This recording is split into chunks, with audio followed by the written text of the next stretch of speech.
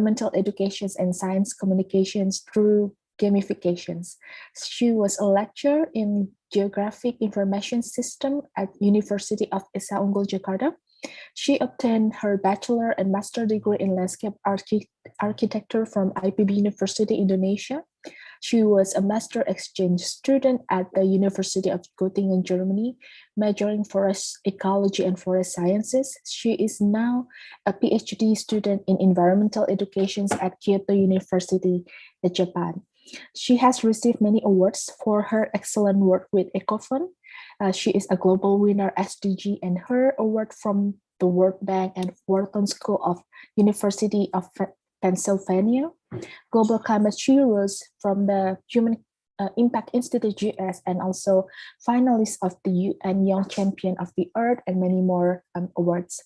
We will have 2 hours starting from now, 10 a.m. to 12 a.m.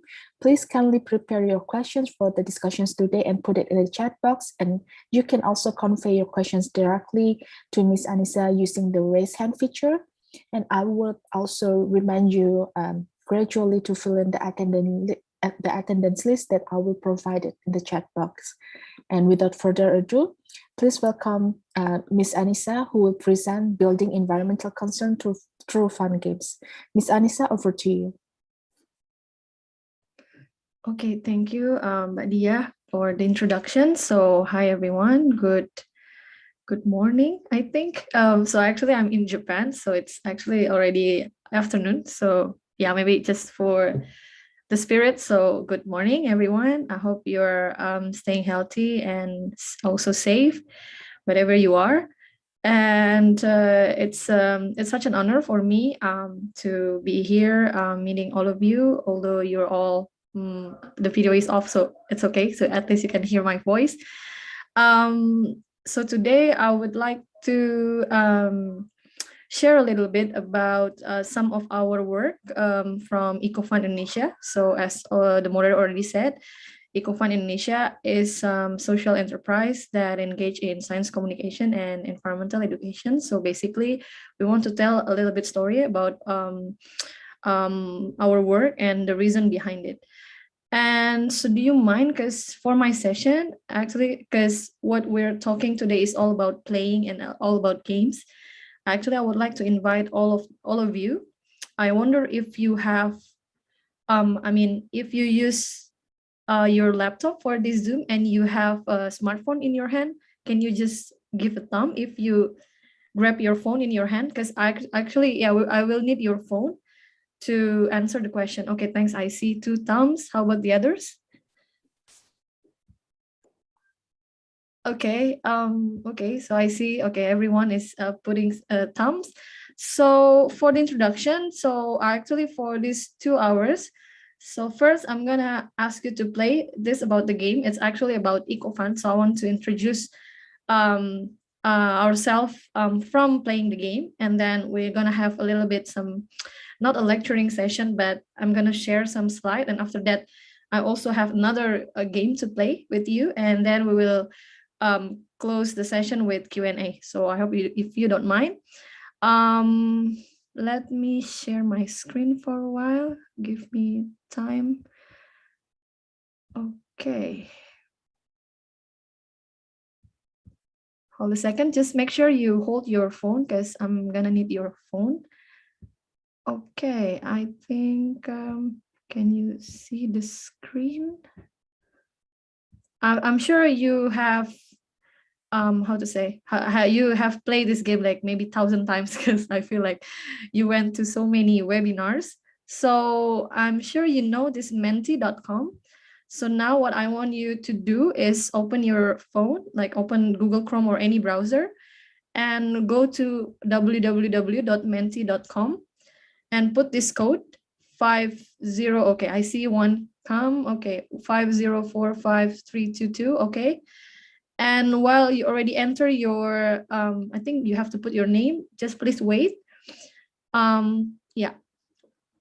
Okay, I see 4. And I think from the audience, I saw there were, sorry. I think there are 40 something. So maybe I'm gonna wait until 25 of 30. If okay, I think okay, keep coming. So we're gonna start after you enter the code. So don't worry, don't be afraid. This is not like live or dead game, so it's kind of very easy game. Yeah. Okay, then 3. I think I can expect at least 30. So then we can see how competitive you are. Okay. Okay, so 5 more.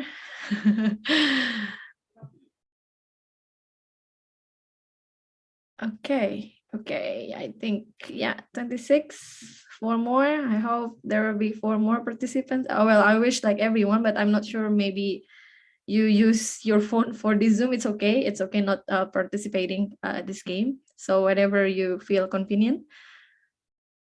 All right. Okay, 29. Okay, almost there. I hope. Okay, 30. Yes. Okay, so shall we start for this first quiz?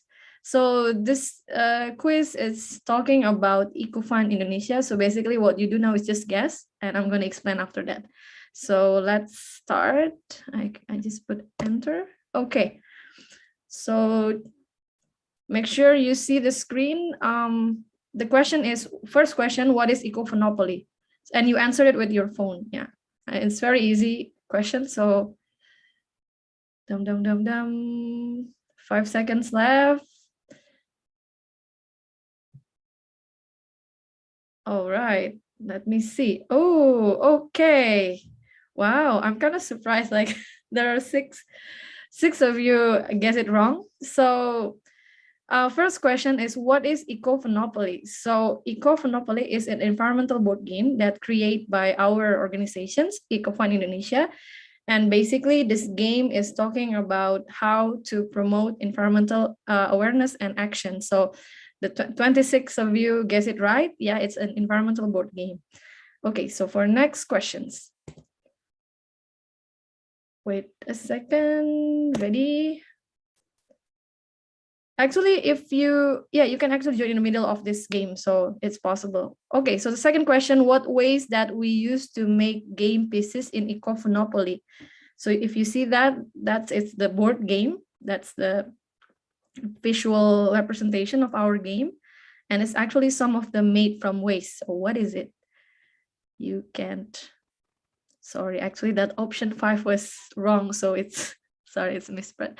Oh, okay. Yeah, so actually there are 2 answers that are right. So the answer is actually 2. The answers are paper and wood. So actually some of our game pieces are made from paper waste and also wood waste. If you know, actually our game is kind of inspired a little bit from the Monopoly game, and you know there is a dice, and the dice is actually made from wood, so it's not from plastic. So yeah, we haven't recycled plastic for our game at the moment, but maybe hopefully soon we can go to more waste so that we can recycle more. Okay, ready? Next questions. Okay, get ready.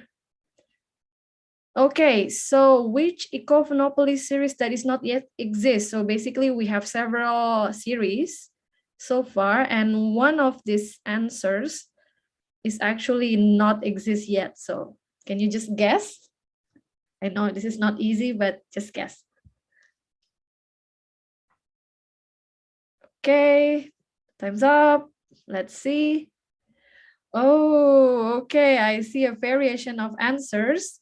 So yeah, so the correct answer is renewable energy. So yeah, from all of those series, we actually have made forest fire, carbon footprint, waste management, and flood risk preparedness. So we don't have any series of related to the energy, but maybe soon, or maybe some of you are engineering students who are interested to make games, so you can contact us. All right, so next questions. Let me see. Oh, I think it's time for a leaderboard. So let's see who's leading. We have 2 questions left. Ooh, okay. Okay, so Quina is the fastest and maybe the most correct answers. Wow, okay, so I see others are kind of chasing Quina to win the game. Okay, so we have 2 questions left for this quiz, so let's continue. Okay, 4 questions. Ready? Okay, what's the next question? So, how many countries that Eco Funopoli has been played? So, yeah, it's 5, 10, 15, or 20 countries. So, just guess. Dum, dum, dum, dum. Okay, can't wait to see the answer. Okay, let's see. Time's up. Okay, wow, I'm very surprised that okay, most of you answer correctly. So 15 countries, yes. So we have introduced this game in 15 countries. There are United States, Pakistan, Australia, Germany, what else? Yeah, so many countries that I even can't remember. Okay, so it's 15 countries. Thank you. But soon maybe we're gonna go to 20. So wish us luck. Okay, so next question, that this will be the final questions. Okay. Ready, everyone? Yes, Eco Funopoli has several language. Which language that is not yet exist? So basically we have all of those except one. Can you just guess? Okay, 5 seconds left. Let's see. Wow. Wow. Okay, so yeah, it's very interesting answer. So basically 19 of you guess it wrong. So basically we have a Burmese language. And I'm gonna explain to you later on my slides so about this Burmese language. Actually, we don't have a Spanish language yet. So as you know, like Spanish is the one, I think the biggest 3 of the most spoken language, I guess, in the world. So I think it's very, very interesting if we have this Spanish version, but actually I don't have, we don't translate the game yet to Spanish, but I was inspired by watching Money Heist, series on Netflix. Maybe it's good to have a Spanish version. So, and actually we have Tagalog, and of course we have German, we have Indonesian, and we have English. So yeah, so actually Eco Funopoli has covering so many language so far. It's not just Indonesia, Indonesian language and also English. So yeah, I think we're done. Wait a second. Now we see who's the winner for this quiz. Would it be Quina or someone try to beat Quina? Wow. Okay. Okay. So we got the winner. So it's a Lazel. Is that the right pronunciation? So can you like show thumb or chat if you're the winner? Or can you unmute yourself? Like just say hi, I'm the winner. So where are you, Liesel? Is it Liesel? Yeah, hello. Okay, so can you unmute yourself and like just say hi? So, oh, is it possible for you to unmute? So for Liesel, so where are you from? Hello, ma'am. I'm from the Philippines. Ah, hi. Oh, hi. Nice to meet you, Ma'am. Oh, hi. Actually, we have Tagalog version, so maybe it might be interesting for you. So congrats to Liesel for being the first winner for this quiz. Okay, thank you. So I'm gonna close this quiz and go to the next slide. Okay. So please give me a time to check on my slide. Okay, so I think we're here. And before I continue, do you have a questions related to what we done before, like about maybe EcoFund? Maybe you're just curious about something before I continue to share a slide. Any questions so far? Just unmute yourself, so no need to like, what is it? No? Okay, it seems okay, no questions so far. I hope it's quite clear. Like this is actually what we kind of the way we introduce ourselves. So because what we're doing is we basically playing games. So I think it's good to introduce to all of you by playing games, of course. So I'm gonna share my screen right now. And okay, wait a second. Can you see the screen? Okay, I think, yeah. So again, thank you for playing with me on using Menti. I hope you at least, I know like maybe at this hour, I think you seems a bit sleepy, and I'm in Kyoto right now, and it's actually raining for almost a week and we cannot go anywhere. So, you know, like this kind of raining season giving us like a vibe of, you know, like just go back to sleep and, you know, just get lazy. But I think it should be fine by being lazy for a while, not for, you know, for your whole life. So anyway, I would like to start with sharing a little bit of our work with the title of the best practice about engaging youth for environmental awareness. So as maybe you guys know from the previous quiz, so we are gonna talk more about games. Like the first keyword is games, and second is about engagement. How do we do this kind of public engagement? And third is about environmental awareness. And also maybe the fourth keyword about what kind of things that we can do as individuals to protect the environment. So again, my name is Hasanah, and I'm the founder of Eco Funopoli, and I'm running this Eco Fund Indonesia as a managing director. And I'm currently actually a PhD student in environmental education at Kyoto University, Japan. I don't know, are there some of you are Japanese students? Because I haven't checked the geographical information from your Zoom. So maybe you can say hi on chat if some of you are from Japan. So yeah, and actually this theme is actually something that I'm really passionate about. So I make Eco Funopoli actually since 12 years ago. It's actually during my second year of my bachelor degree. So at that time, actually, I'm really curious about the climate change issues, because that time is kind of like emerging issues. And I feel like I'm kind of ashamed for not knowing it earlier.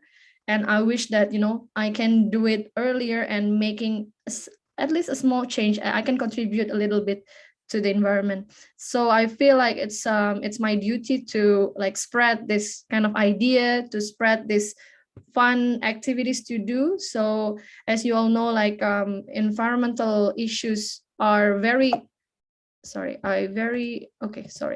complex. So I'm gonna start with this idea of maybe we all agree, like when we're talking about environmental issues, it's too complex. You know, you don't know where to start, you don't know what kind of thing that you can do, and sometimes it's too far. For example, when we talk about deforestation, we know that this idea, like it's not, you know, like it's really bad to do deforestation, but actually you're not the one who's doing the deforestation. But if we can see the cycle, the whole system, actually we took part of it a little bit, maybe as a consumer, maybe as, I don't know, like maybe at least, yeah, as a customer of, you know, you using a tissue, you're using papers, but then that's actually what you use, what you consume is actually coming from those activities.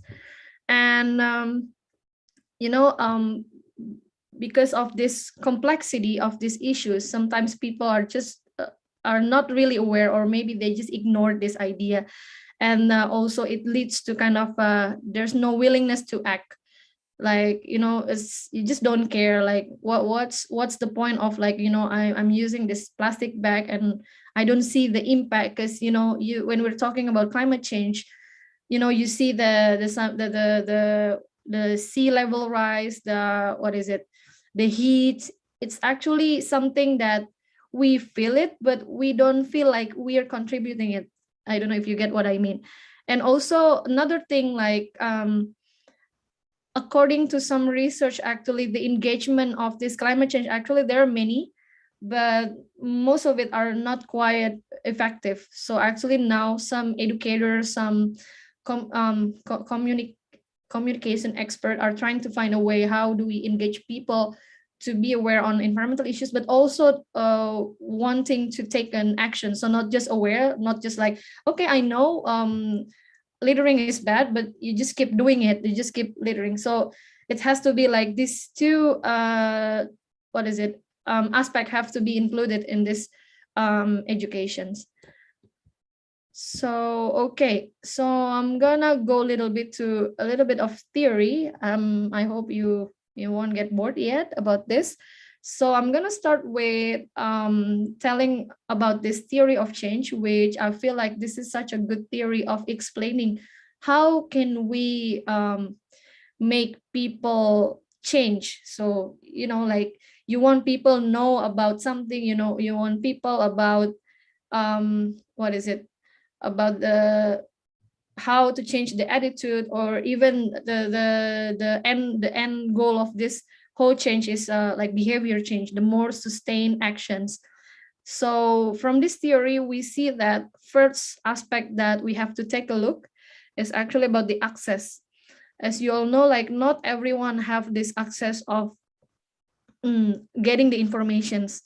If we see the gap of, let's say, from the economic level, maybe some people who are actually aware on this, who are actually get that access of environmental education, are actually people from middle class to upper class. And and the question is, how do you reach this underprivileged community, like lower income class community, to get this information? So, and this is something that it's an educational gap that we have right now.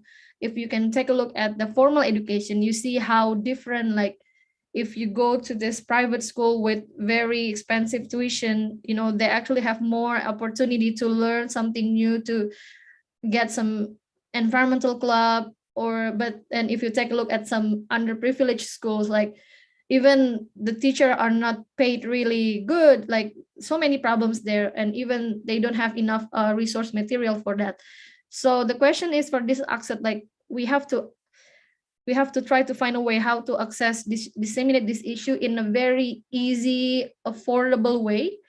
And also another thing that we should adopt some familiar AIC media. It's information, education, and communication media. Like, which way to educate them? Is it from YouTube, or is it from newspaper, or even from games? So actually, game is one of the IEC media that I think it's quite accessible to use. And then the next aspect is, after they get the access, and we have to find out how we can make them participate actively in these issues. So from our experience working with the community, so we feel like we should think about the inclusivity of the activity. I'll give you example about this inclusivity. So it's actually related about this kind of how education should be for all. As maybe you guys know about the SDG, you see the slogan of education for all, no one left behind. I think this no one left behind is the message of the inclusivity. Like, everyone deserves to have this education, not this specific group of people can have a better learning experience than the others. So actually, this is something that our organization Eco Fund Indonesia is still trying so hard to make our activity as inclusive as possible. We have one experience when we did this campaign in the city park. So we actually bring the game, everything, it's all ready. And actually all visitors, especially kids, can come and join with us for free. But then we realized like there was one kid come to our area, and we learned that she is a deaf kid, so she cannot hear, she cannot listen. And actually at that time, I came there with some of the volunteers, because our work is actually we engage with some student volunteers. And when this kid wants to come and then wants to join with us, and then like I think her mom told us like she's deaf, so she basically cannot hear what you say, but I hope like some of you can invite her to play. But then we have this trouble of like none of our volunteers, include me, who can have who can do this sign language, is it, yeah, the sign language. So yeah, we feel very bad at the time, because and then at the end, like one volunteer take initiative to bring the kids and just let her to roll the dice and just walk. And then I see like one of our volunteers trying hard to like making a gesture, but it's not a sign language, it's just like doing some hand gesture. So from that moment, I feel like, we should think about actually not everyone have the same. It could be some physical condition or some mental condition. So that's the thing that we should consider when it comes to engaging with people. So we don't kind of select which people that should be included in with us, and the rest are we just ignore it. So actually that's not a good thing to do when we're talking about engaging the youth. And also, of course, for the active participation, so we believe like it has to be done with any from any age level or any educational level. Like for example, we're trying our best to, let's say, to bring this game. It's not just for the kids, so we kind of like persuade our customers to make them play together. So for example, most of our customers for Eco Funopoli board game, actually they are parents. And actually we're hoping that the parents are actually kind of involved in the game, not just, like usually some parents are just buying games and give it to the kids, and the parents don't think like why should I involve, why should I join the game. Because I think if I can observe in Indonesia, there is some kind of difference between Indonesian parents with the Western parents. I actually had a chance to study in Germany, so I can observe a little bit. I see that every weekend some parents are actually in Germany, like they buy board games, but actually they join the game, so they play together. So actually it's like competing between the mom and the kids. But then what I see in Indonesia, most of the parents are actually just they think like, why should I play the game? I'm an adult, then like, I have something to do, but what's the point of playing the game with my kids? So I think that's those ideas, I feel like it's wrong, because I feel like, if you're adult, I don't think like it doesn't mean like you're adult and you cannot play game. Like it makes you shameful as an adult who play game.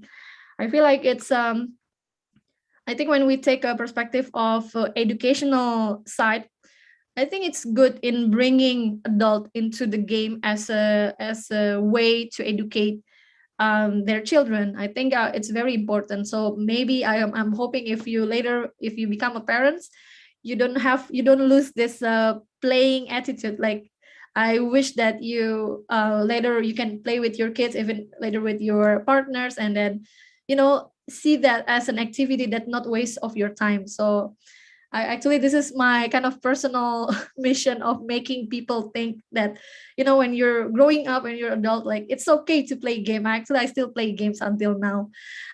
So yeah, that's what it means of participations. And then the next one is about control. And this control, what it means of this control in this theory of change is, when when you have this knowledge, you have the power of controlling what you're doing, right? I mean, sometimes if people lose control, actually, one of the reason maybe they're not aware, they don't have that education. Maybe, for example, back in my childhood, I actually kind of late in learning this idea of reducing plastic bags and all the things about waste. I like maybe when I was in high school, like I just don't care. Maybe not don't care, but I don't know about this issue. And I feel like if I throwing waste, like it's just normal because it's what people do. So that's like if we put in the wrong environmental situation. So we just follow what people do, right? And the meaning of this control, like when you get this knowledge, when you have this information, you have the sense of control of what you're doing. I'm sure some of you have this experience when you, for example, you watch this documentary on BBC or on National Geography about the danger of, or about animal rights, about the killings of animal that is not supposed to be a food. And then now you have this idea like, oh, I want to eat less meat in the future because of that, because you get the education, and then now you have the sense of control on trying to change making your new attitude. So I think this is to change people, to make a changed in the community. People have to make an understanding about their own role as individuals, as a community member, and also as a global citizen.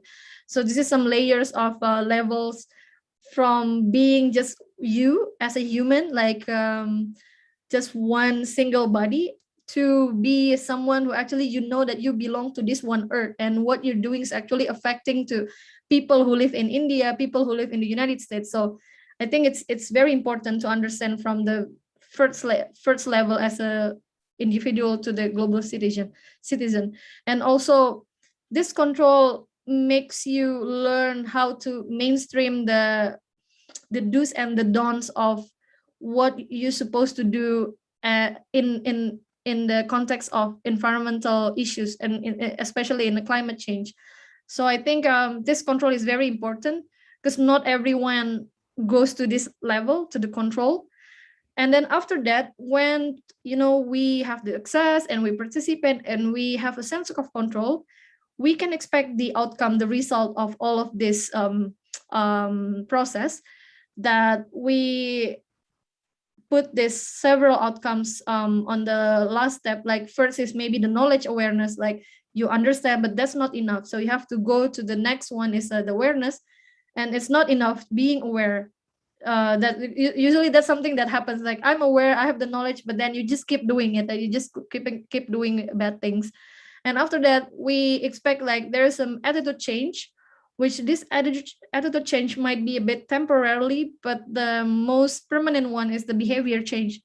It's like you stop smoking, not just one time, but you just keep not smoking for 20 years, for 30, or until the end of your life. So actually that's the end game of this kind of environmental change, like the behavior change, which I know is not easy to do. It's very hard. Like most researchers are trying to find a way how we keep making people change in terms of their actions, their behavior. But I'm sure all of us are not kind of giving up with this idea of we have to keep doing it, even though we seems like I think it won't change like in a second or in a month.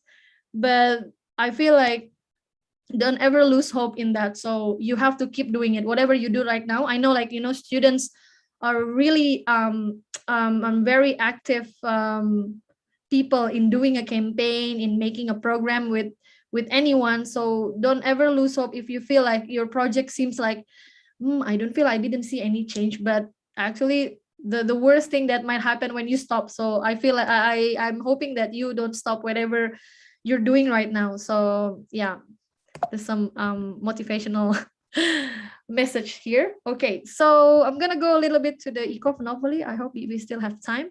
Yeah, I'm hoping like that we have more discussion, Q&A. I don't know, I just feel sometimes weird to just keep talking to myself. And no, I'm very comfortable, but like sometimes it's just weird if I just keep talking for an hour and there's no sound at all. Like there's none of people who respond to what I'm talking. Oh, okay, I see Gemma raise hand. Yeah, so please, Gemma, I don't know if it's right pronunciation, so please unmute yourself if you have questions. Okay, good morning, ma'am. Good morning, Yes. greeting from the Philippines. I just wanted to ask this question, since you've mentioned that you've been part of Eco Funopoli for Yeah. 12 days, right? At 12 years rather. 12 years, am I right? The what? Sorry. 12 years. Oh yes, 12 years. Yes. Yes, true. Okay.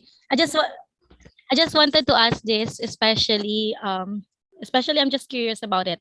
In this era, mostly of the youths are addicted to some video games, which commonly not an educational games, especially in terms of environmental awareness. How this certain situation affect your campaign, and what practices or action plan you practice just to address this situation? Okay, so you're saying like, there are some group of people who playing digital games, and how do I make this adjustment? Is that what you're saying? I'm trying to point out that mostly of the youths are addicted to some video games that are Ah, not educational games, yeah. especially in terms of environmental awareness. How Mm. this certain situation affect your campaign on doing games that are educational? Yeah. Okay. So yeah, I think I agree with you that there are so many games out there that are not quite educational. So basically, the company just want you to just keep playing and playing, and like playing for hours, for months, and not doing anything. But yeah, I feel like there's a two sides. It's like two sides of coin when we're seeing this kind of the addiction of games. And actually, I myself, I play games since I was 7. Like, I playing video games as well. But I know there are some people who are kind of addicted to this, like, this kind of like losing the sense of control in playing games, which something that yeah, it's not good idea for your like future. But speaking of this,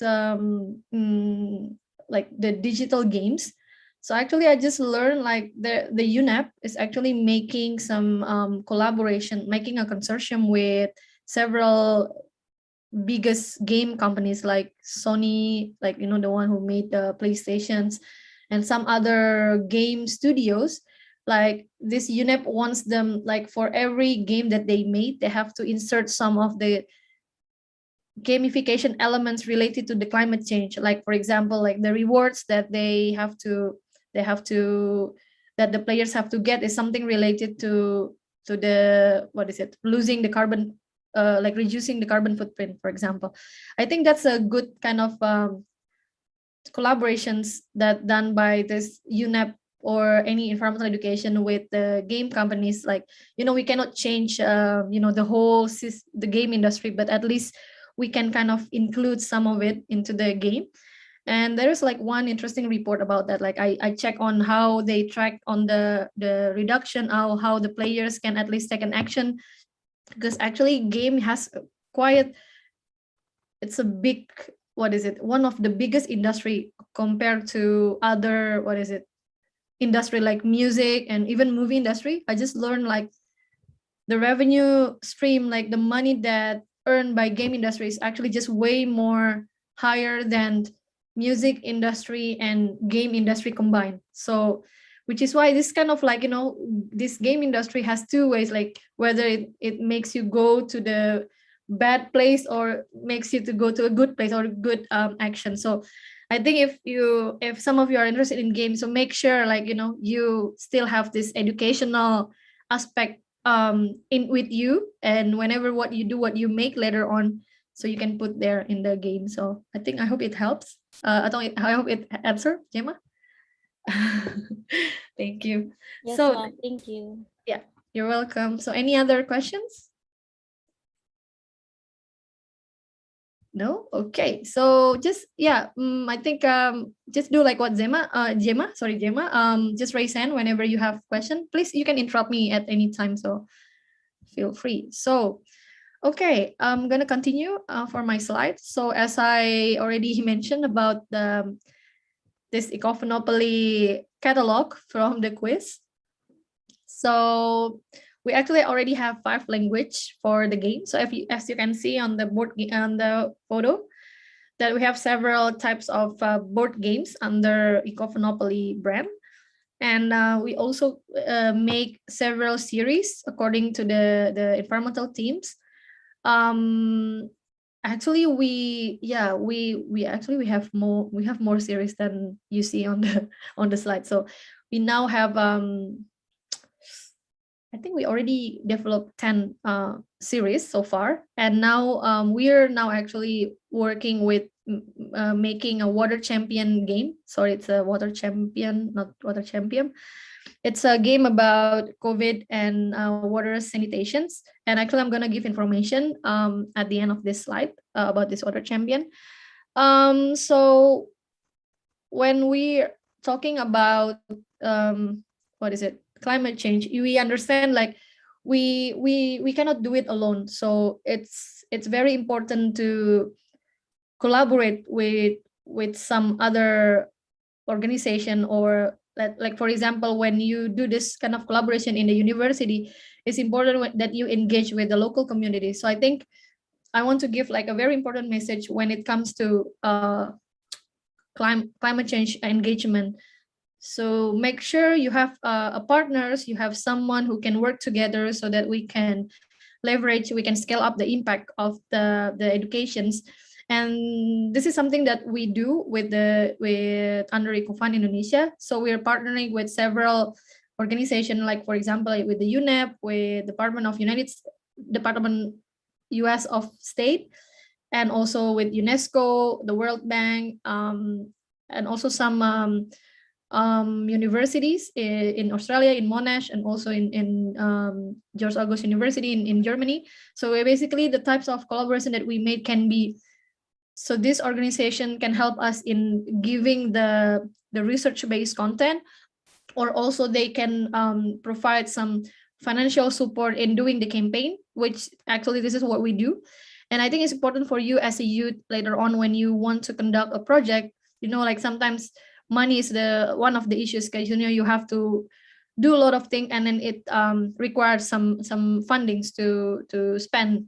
So I think it's good for you to look for some opportunity, like for some organization, whether they kind of like looking for some youth or organization that wants to make a program or project under the issues that they're kind of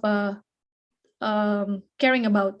So actually, this is what we do in the very first few years, that aside from running the business, so basically we sell this game. So it's actually we do it, we produce this game commercially. So basically we can ship the game in anywhere.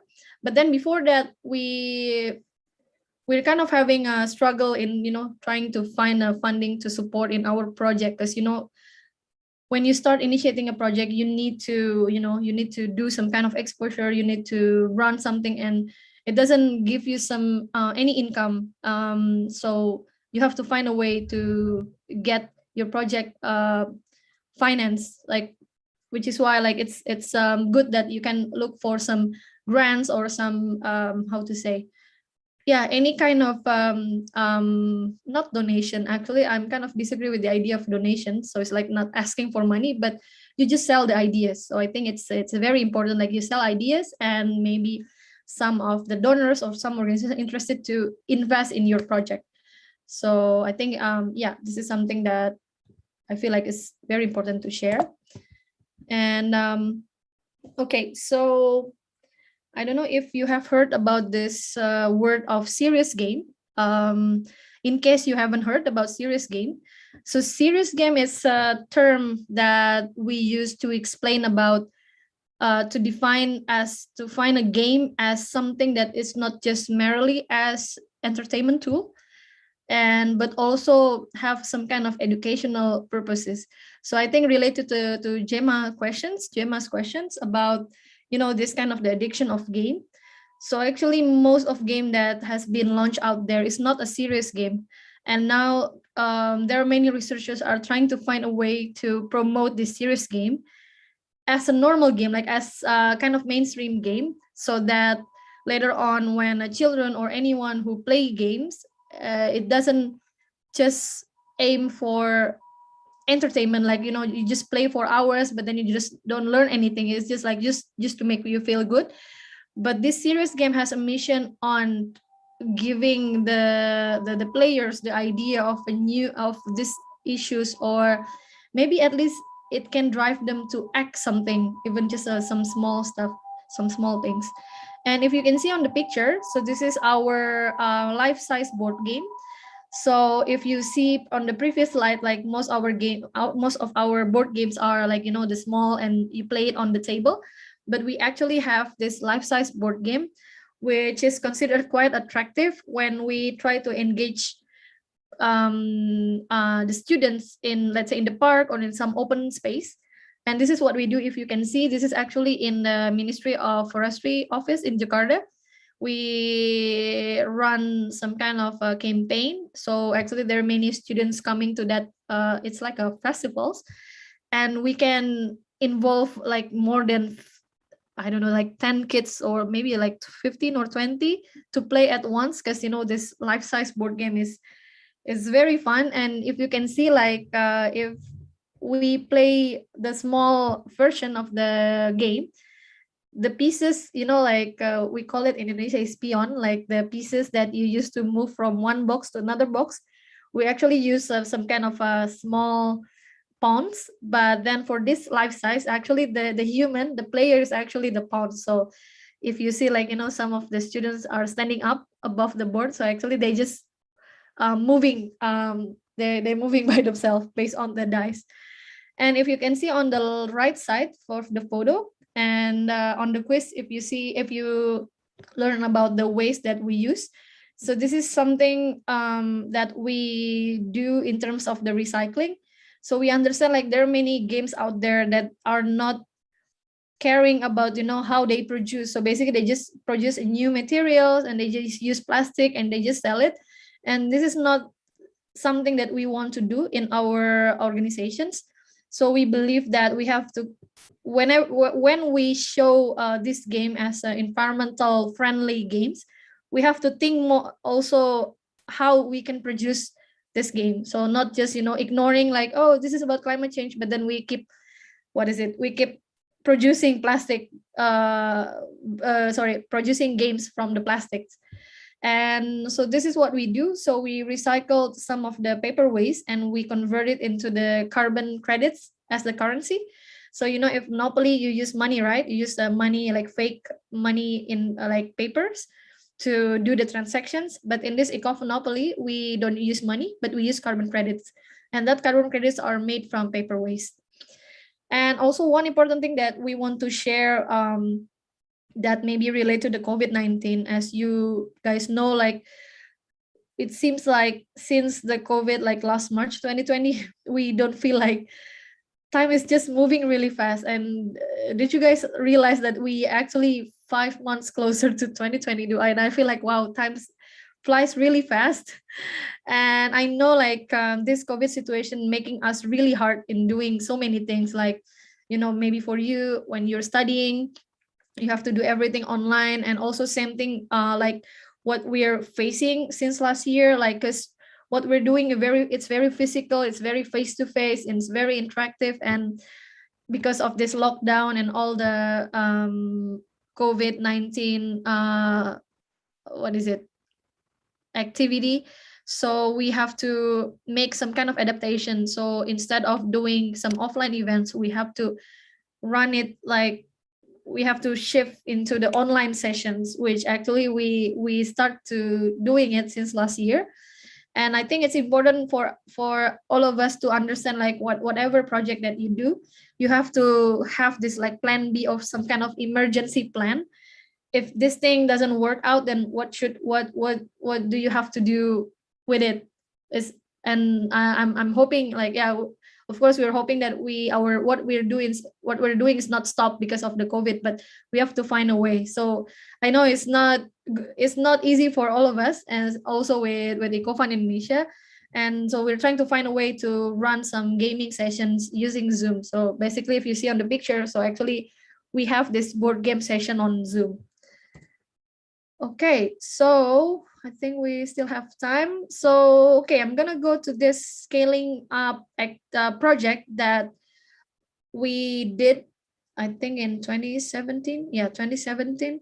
So as you although actually I'm from Indonesia, I actually also graduate from IPB University in the, I think in the last, I forgot, like quite a long time ago. And I start with this game idea, with this EcoFun idea, start from a like university level. So actually I create this idea with a friend of mine who's now is my partner.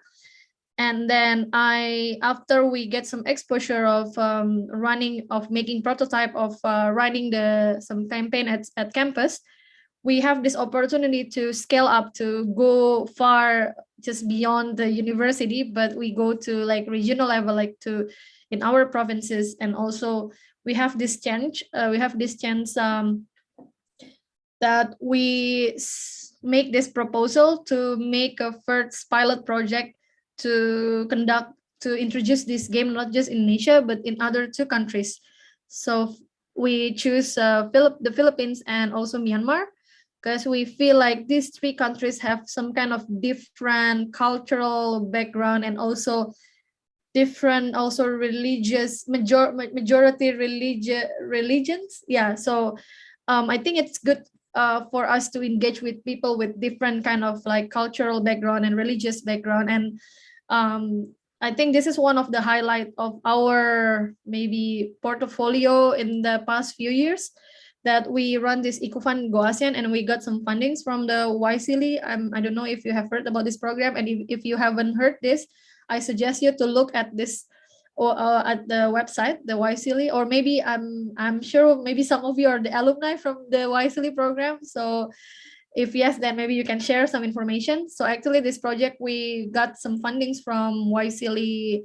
It's actually, this YSEAL is a program initiated by Department of US State, and it's actually created by the former president Barack Obama. And actually, his vision of how he thinks that as like youth in ASEAN are kind of the future, because we are one of the most I think the number of youth, like the highest one is one of it is in ASEAN. So which is why we are kind of like the future of the the world.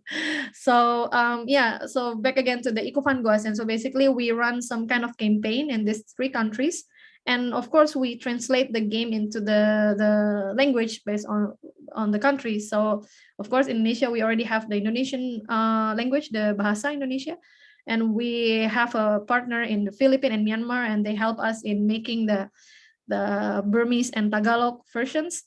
And I had a chance to visit the Philippines and Myanmar, and it's one of my best time during running the campaign, because I met these kids who are kind of like passionate. They're really interested to play in our game, and I like how they interact with each other, how they can make some kind of reflection based on the casual conversation that happens during the game. So although I don't understand like fully what they're talking, but I just like how they kind of interact to each other.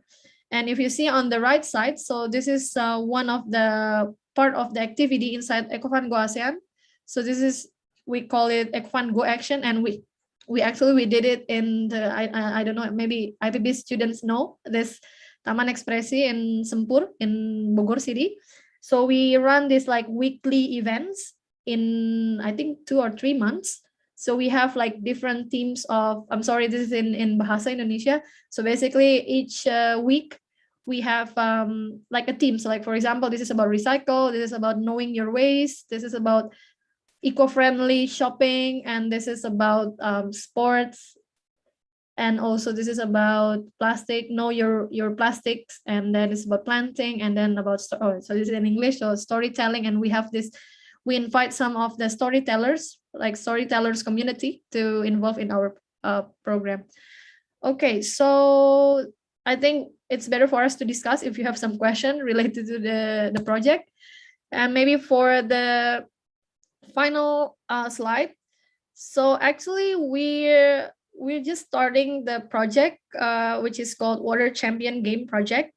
And as I mentioned before, this Water Champion is about public engagement under the themes of water, sanitation, and COVID-19 awareness. So basically, at the moment, my team and I, we're still revising the prototype of the game.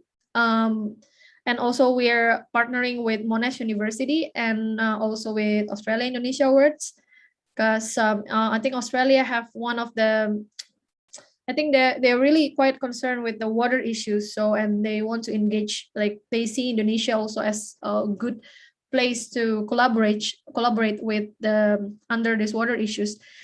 And maybe I feel like some of you are IPB students, so I'm sorry for foreign students. So actually, soon we're looking for volunteers to support in our program.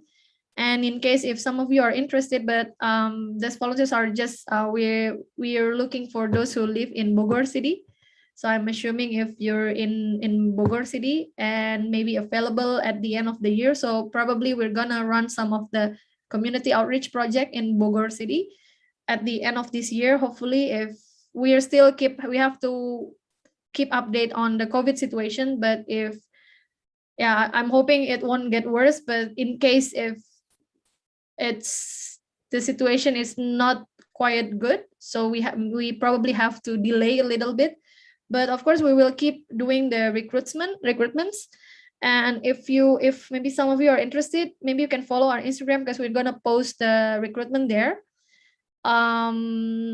Yeah, and we will do the open recruitment. So of course there is some kind of a process of choosing the volunteers, because this is not some just like voluntary activity, like you just come and then go, but we want to make it a bit more integrated and comprehensive. So there might be some series of activities that must be done by the volunteers. So if you want to find out more about this project, so yeah, please wait for our announcement on Instagram.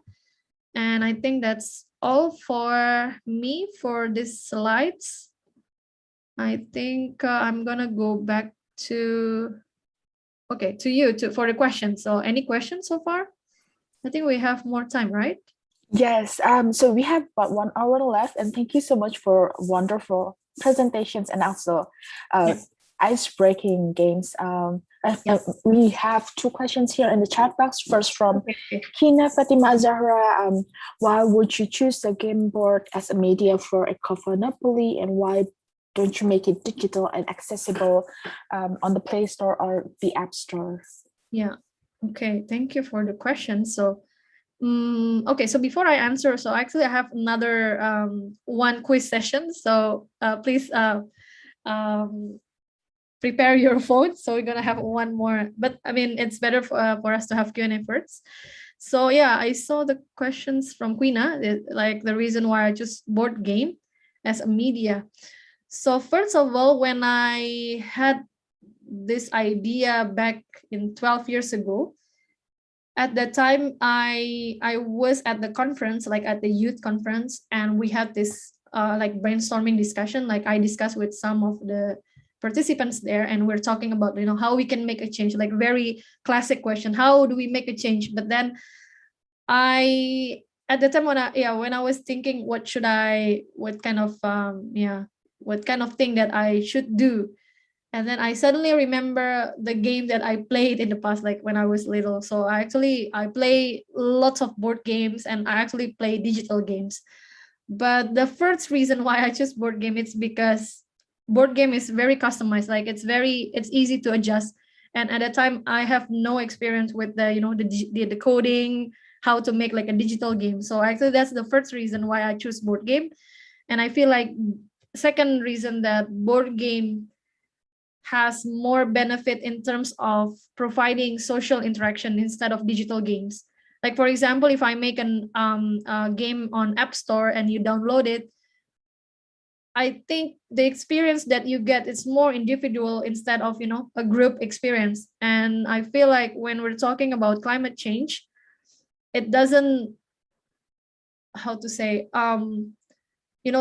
speaking about climate change is about not just you as a person, but about how you interact with the others. So it's actually the second reason why we choose a board game. And it's good for us when we play the games and you make a conversation. But I don't think when you play in using the digital version, that maybe the conversation will exist. Maybe you can use phones and you talk, but it's just different experience. I'm sure you guys agree with the reason. And but I'm sure because when you're talking about make it digital, we had this idea in the past few years, and but we are trying to find a way how the best way in making a digital version. So because we don't want to just like automatically convert all the contents into digital, but we have to make sure that the learning outcome, the goal of the game, is reached, not just yet like we're making money by selling the game online, but then they actually the users or the player are not learning from it. So we don't want to do that. So I think we're still thinking what's the best way to make a digital version of the game. So please stay tuned. Hopefully we will launch the first online version. So yeah, I hope it answered. Thanks so And then- much. Yeah, we have another questions you may have read it, and maybe you can directly answer it. Sure. Okay. So I saw this second question from Gemma. So does economics introduced to school? Since school plays also vital role in environmental awareness, for example, they can use leadership training. Yes. So the answer is yes. We introduced this game into some schools, but we do have some like school partners actually. But yeah, we haven't put some school partners on the slides. But we do have, especially in Bogor City and in Jakarta. Actually, our customers are mostly came from like a big cities, like in Jakarta and Bogor City, and we sometimes also got a contact from from a person from in different country, and they interested to bring the game to school. So basically, we kind of rely on our customers to connect with the schools, because I know not all schools are kind of welcome in introducing this like new materials or like external materials, because they already set their own curriculums with their own resources. So but I mean, on behalf of my organization, we're kind of welcome to engage with the schools. So we sometimes run some campaign in the schools, like during the Earth Day, during Environmental Day. So but usually the teachers or the head of the school are make the initiative on using our games to be used in the trainings or in the campaign. So of course, yeah, we engage with schools for sure. But I don't know now, because I heard like all in Indonesia, I don't know in Philippines or in other countries, most schools are closed, right? So all students are our students are studying at home. And I think last year when I got invitation to run a game session in one school. So I heard like some of teachers, they're trying to find a way how to engage with the kids through online class, like with the Zoom. So I think or maybe some parents are now making their own initiation to bring some educational tools to their homes for the kids, so then the kids won't get bored. So yeah, I think we're part of it. So for this online school activities, and that should be fun to play with family and talking about. I think this lockdown is a good time to play board games. True. So I would invite students to also convey the questions directly. Please kindly use the raise hand feature. And I also would like to remind you that I have put the link of the attendance list to fill in. Please kindly convey your questions and rest. Oh, we have Daniel James here. Please, over to you, Daniel. Okay, so thank you, Miss Dia. Again, also thank you to Madam Anissa for the presentation. Actually, it's a very interesting presentation, and then it seems very fun for the Eco Funopoli for me. And I do believe that for these games, it is to raise awareness of the players, right? We want to educate them and to raise awareness to them. We hope that they will, based on their awareness, they can change their behavior and act on it.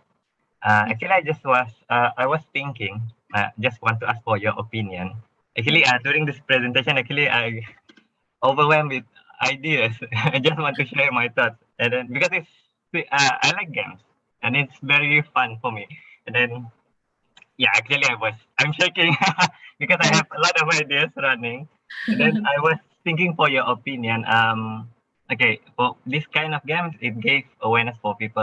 What do you think about games that can make people to act, directly act? Maybe when they act, and then they will have the awareness, and then they will change their behavior. Actually, I was having this idea like maybe an app for everyone.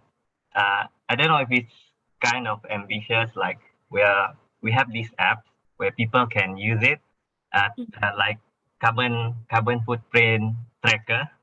Okay, maybe people can use it to track how the carbon footprints, and then based on, so they will get some rewards from the game, from what they play, and then they can use the rewards to redeem something, because like some people, they love to have something in return from what they are doing. Yeah, and then yeah, and I just want to ask your opinion about this kind of thing. If it sounds too ambitious, or is it possible to adapt it to the community? Yeah. Yeah. Thank you, Daniel. It's very good question. So, yeah, regarding like the idea of making a platform or a game that kind of helping the players act directly, like it can be any kind of action, right? I think there are some games are trying to, let's say, if you know play, oh my god, I forgot the name of the game. It's actually about safety reason, but they make this game idea of how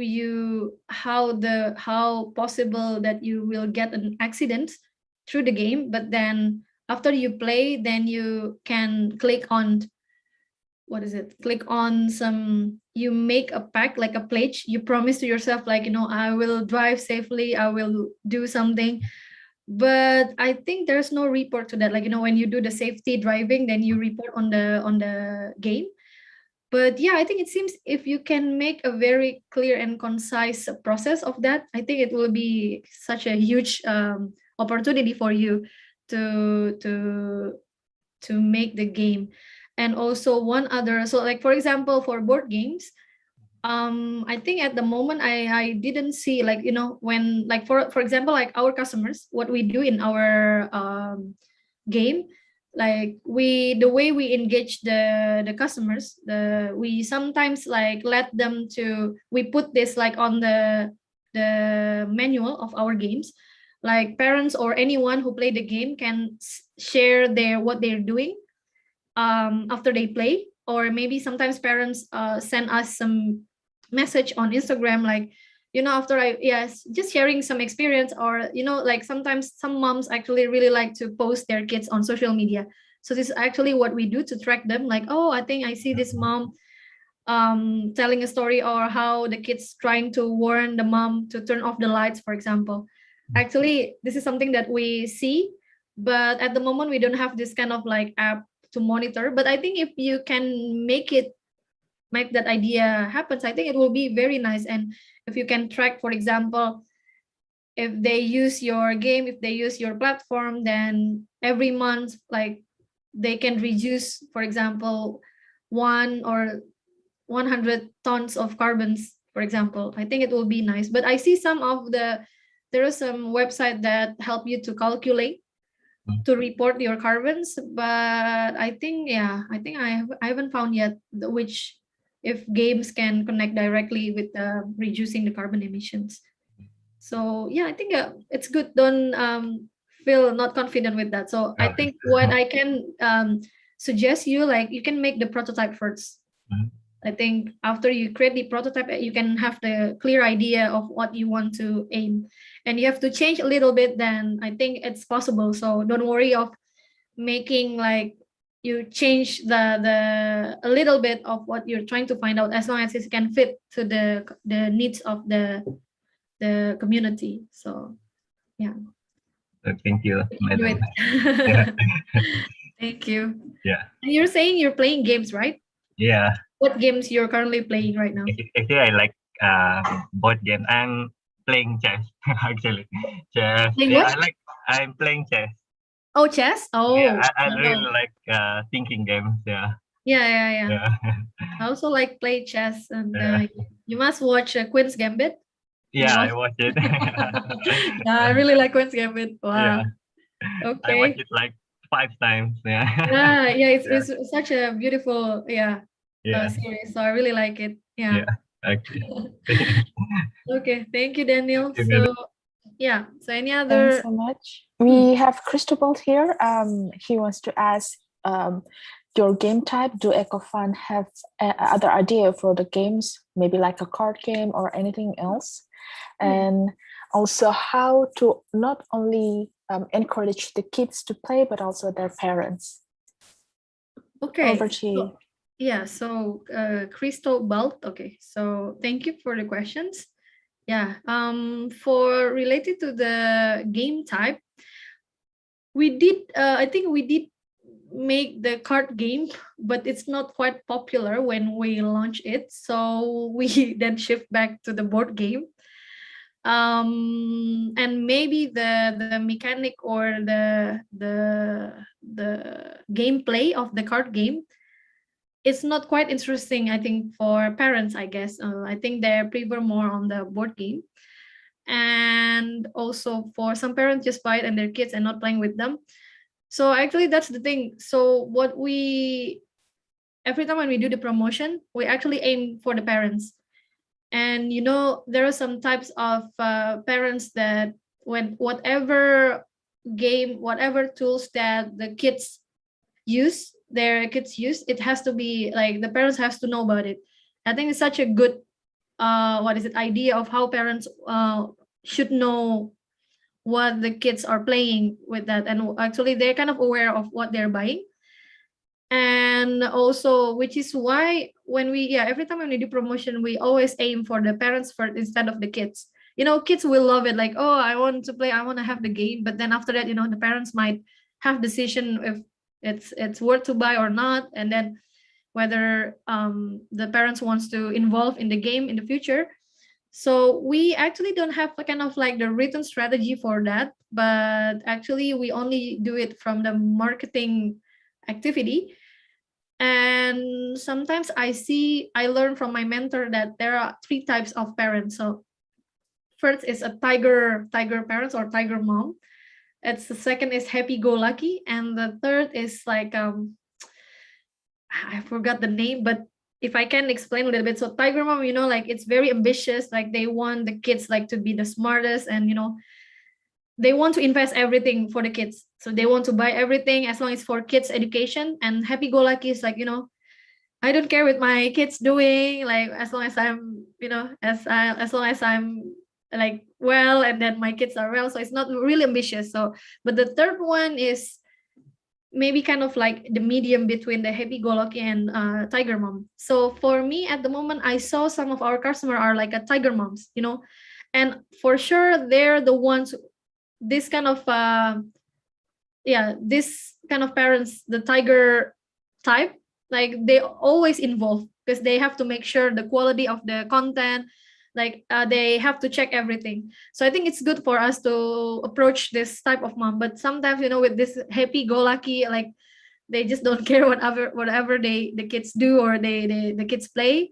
So I think this is something that we need to work it out. So how to make this mom kind of aware with what they buy or what the kids are using. So I think it's still our homework till now. So I hope that answered Cristobal.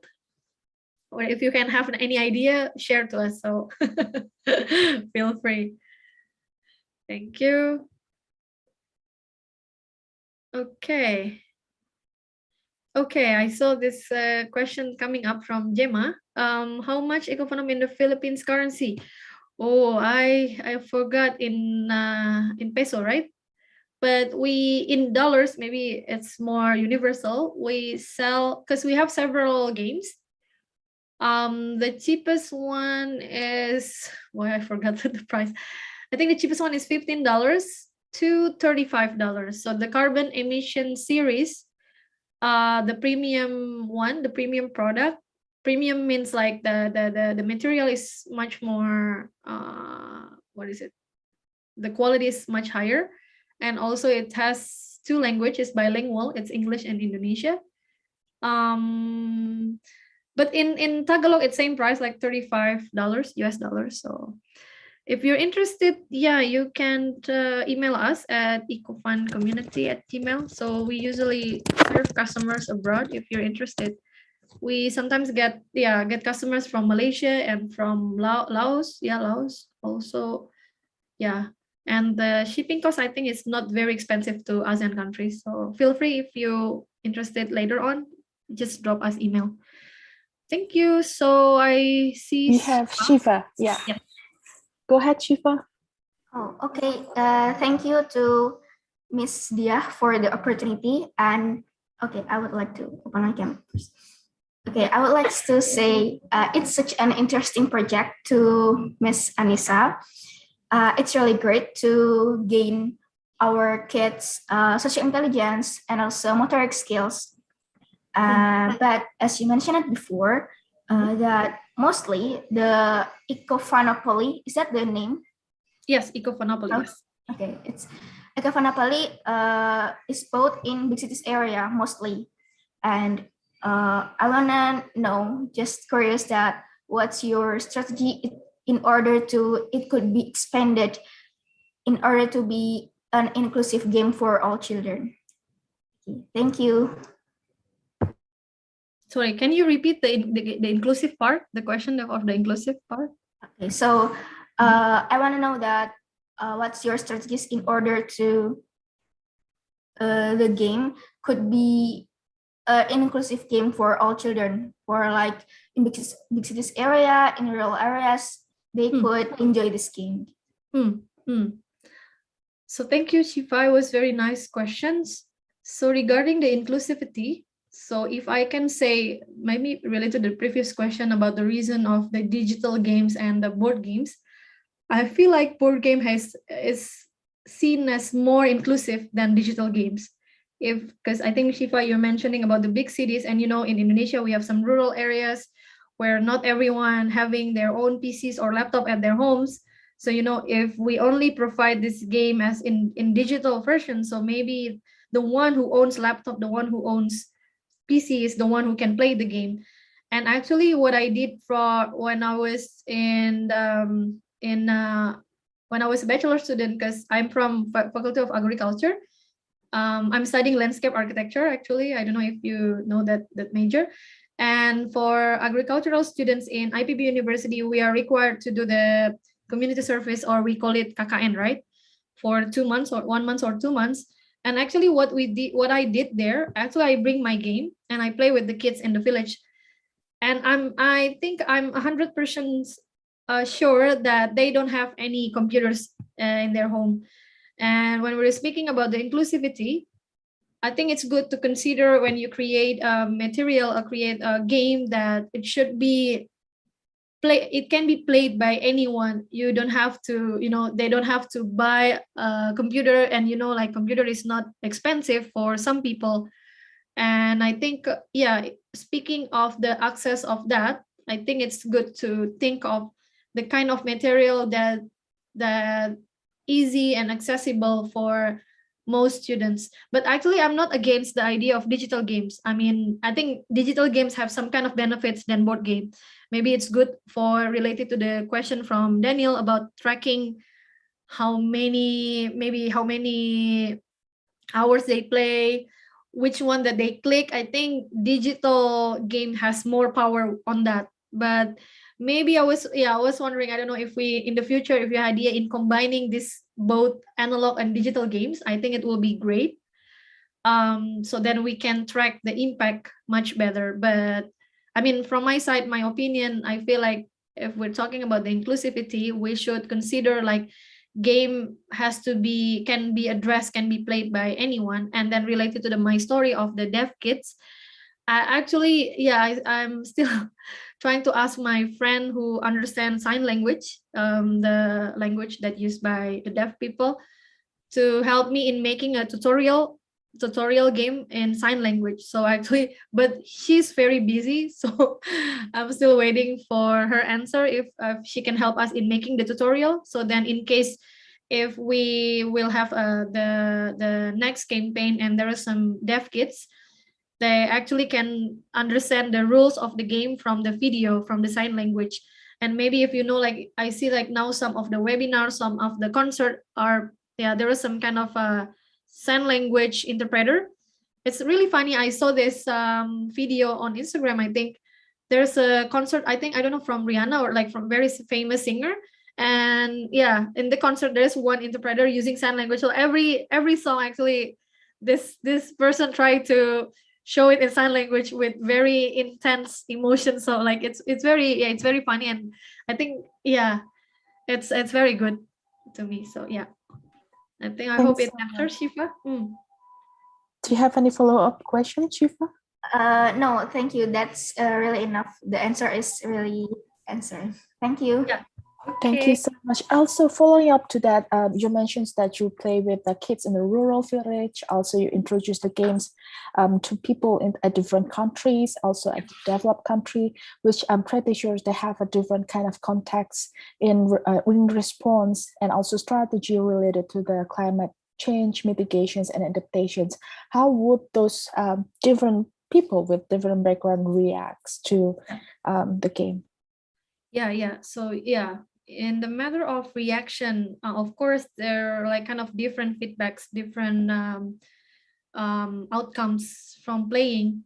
But like, for example, like back again with the example of if I bring the game in a private school where, you know, I think the kids are quiet, they're really articulate with everything. They just, yeah, keep asking everything, while maybe in some other public school where the educational system is more like more into one way, so the student have no opportunity to speak out about their ideas. I think, you know, I think we experienced this one. I think because I have experience studying in private school and also in public school. It's very different the way they educate, but I think at least like by bringing a different tools to the students, give them some ideas and helping them to speak up. I feel kind of, I feel kind of sad to see some students are really kind of afraid. Even like in the game, in our Eco Funopoli game, we have a very simple questions for the students. For example, okay, so this is honest, you have to answer the question honestly. For example, can you tell your do you eat your food, you eat all of your food, or you what is it, you left some of the food on the plate? And I saw that the student is kind of like very afraid even to say yes or no. Like we feel like it's not kind of like yes no is not making you bad. I mean, like, we just want you to speak up, to share about your experience, and we learn from it. And I see like there are some students are kind of resistant to even to just answer a very simple question. So I think this is something that we need to reflect and we need to consider later on how we imagine what education is. But to me, like, education should provide a space for the kids to share about their thoughts, their opinions. So I think it's very important, and I feel like games can give this room for that compared to other tools. So yeah. Wonderful. Do we have another question from the students here? Please kindly raise your hand. Or maybe we can proceed to the game. The one game for a while, and then maybe if we still have time left, then we can have another Q&A. What do you think? Sure. Okay, Go ahead. let me open my slide. Open my. Okay, so give me time to check on the. Ouch. Okay.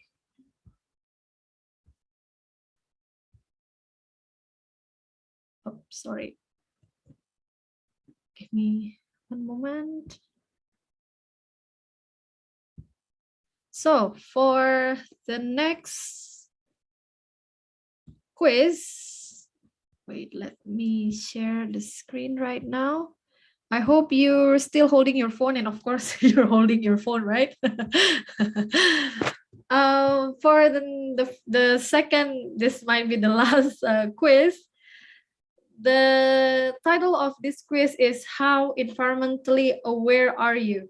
So this is yes, not yes, no, but like not truth or dare, but like you have to answer it based on what you did in the past, right? Please don't lie, okay? So just I won't punish you by doing something bad, so no worries. So yeah, okay, so please enter this code, open again menti.com, and then put this code 234018881. I expect like the participants yeah, should be more than 30. So yeah, I saw like there are 48 participants in this room, so at least I'm hoping like 40 maybe.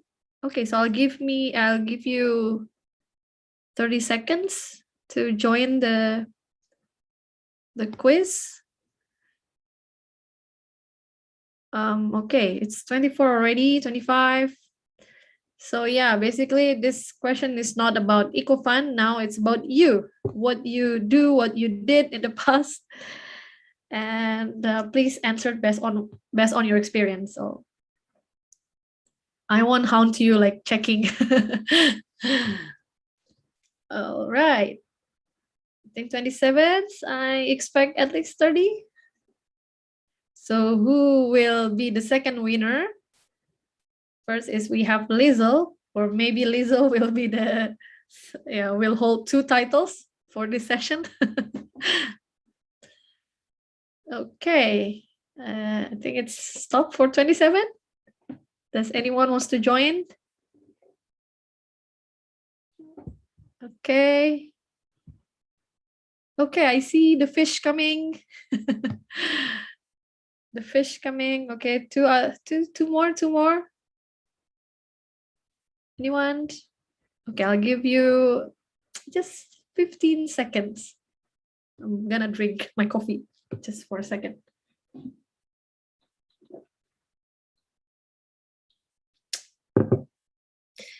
Okay, one left. 29. One. I need one more. I will wait. I think we do have time. Okay.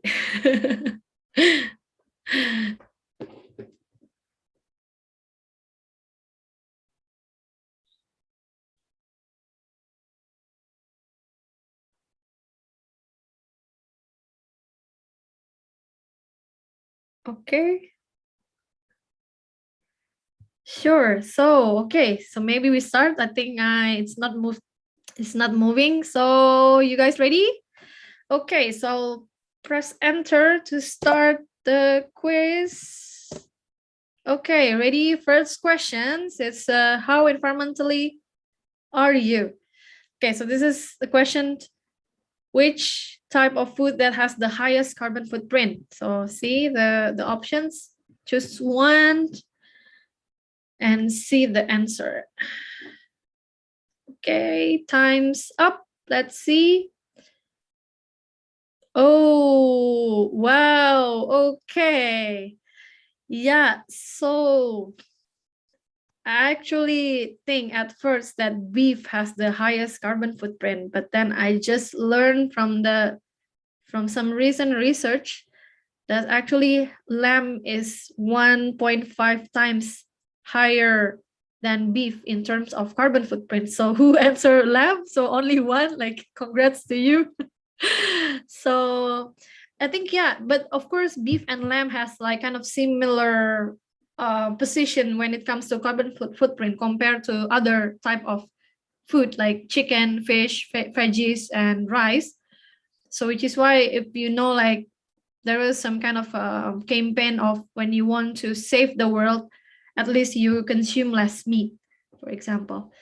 And I was kind of surprised when I read like lamb. So I'm gonna go to the next slide. So this is one of the fact. So yeah, lamb is a bit higher than beef, but of course, lamb and beef are the kind of worst food when it comes to climate change issues. So if you see, like, if it's everything related to plants, it's kind of less. I wonder if some of you are starting to eat less meat. Like, it doesn't have to be vegan, like, like eat fully plant-based, but I heard some of the younger generation, they are more aware with this food consumption idea. And also I saw most of my German friends, they're kind of like fully vegan. So I'm kind of surprised how this younger generation are kind of more aware with compared to previous generation when it comes to food. And now like plant-based diet are quite popular right now. But actually there is some study about being a plant-based diet people, it's not guaranteed that you are healthy and also you're saving the environment. Actually, there are some researchers who are kind of skeptical with that idea, but I think the most possible, the best way that they can recommend, like just cutting down your meat consumption. So that's for sure. Like compared to like shifting directly to the plant-based diet. So that's what the researchers say. Okay, so thank you for answering, and I'm going to go to the next questions. Get ready. What's the next questions? Okay, so which type of plastic the mineral plastic bottle that you usually drink belongs to? Maybe if you are chemistry student, this kind of easy questions. So I'm just checking. Do you aware on the numbers of type of plastics? Oh, okay. So 6 of you answer right. So it's number 1, polyethylene terephthalate. I don't know how to say it, but it's a PET bottle. I think that's the popular acronym of the mineral plastic bottle, the PET bottle. So if you use the plastic, like if you use any bottle, usually they have this like number on the product attached to the product. It could be at the at the bottom of the bottle. And I think it's important for us to reduce the plastic bottle consumption, especially the PET bottle. Maybe if I can make an illustration, like in Japan, like people use plastic bottles a lot than Indonesia. But then my friend said the recycling rate in Japan is quite high compared to Indonesia. So it means like whatever plastic bottle you use, it's kind of guaranteed that it will be recycled. But in Indonesia, it's not kind of guaranteed. It can be in the sea, eaten by animals, eaten by the fish. And it makes, if you see some photos of whale dying because the whale swallowing too much plastic waste. And I think from my viewpoint, I feel like it's better to reduce it. But I feel like when I'm living in Japan, it's really hard to not using plastic bottle compared to Indonesia. Like I feel like I have more option. I have more opportunity to reduce my plastic bottle consumption compared to here. But I think no matter where you are right now, I think it's important for you to be aware on your plastic bottle consumptions, and make sure you use less PET bottle and you use more not disposable, you use reusable bottle for your drinks and any kind of purpose. But I think most of you are staying at home right now, so I don't think you shop a lot of plastic bottle when you have outdoor activities. So yeah. Okay, so let's go. Okay, so we have a leaderboard right now. So wow, okay. This is high, the billiard ball. So high is the fastest. Okay, so we still have, I think, 3 more questions. Let's see. Third questions is, okay, so this is about what you did this month. How many times did you receive plastic bags from food delivery service like Uber Eats, GrabFood, GoFood? Please answer honestly. So I'm just curious how many times you ordered food from app. So okay, let's see. Time's up. Wow. Okay. Wow. I'm kind of surprised if you answered never. So it means you cook at home or your mom cooks for you, or well, like, or maybe you buy locals, like for example in Indonesia sometimes there is some small, how you call it, like diner, like we call it warteg. So maybe you just prefer to buy local instead of ordering from the app, the Uber Eats or GrabFood. But yeah, okay, so more than 3 times. Because if I can count, so this August we already 2 weeks, right? So maybe in average every week you receive 2 plastic bags. Because I see like 13 of you said more than 3 times, when I'm hoping it's not 20 times. It's like you're ordering almost every day, like 3 times in a day for your meal. So okay, thanks for answering, and answer with your honest. Okay, so let's go to the 4th questions. Okay, so this is about what you do it yesterday. Have you ever turned on your PC or laptop for hours and but you don't use it at all? It's like you just open it and let it on, but you don't use it. You just maybe playing games somewhere, or just in the kitchen, or. So I want to know your honest answer. Wow, okay. Wow, 17 of you. Oh, okay. But it's good for the 10 of you. So you did. It's like you turn it off when you don't use it. But I mean, if you use it, then it's fine because you use it, right? But sometimes from some, I think, some observation that my team and I done in the past, like sometimes people just turn it on the laptop or PC, but then you don't use it for 3 hours. But maybe, I don't know, your mom might scold you because it will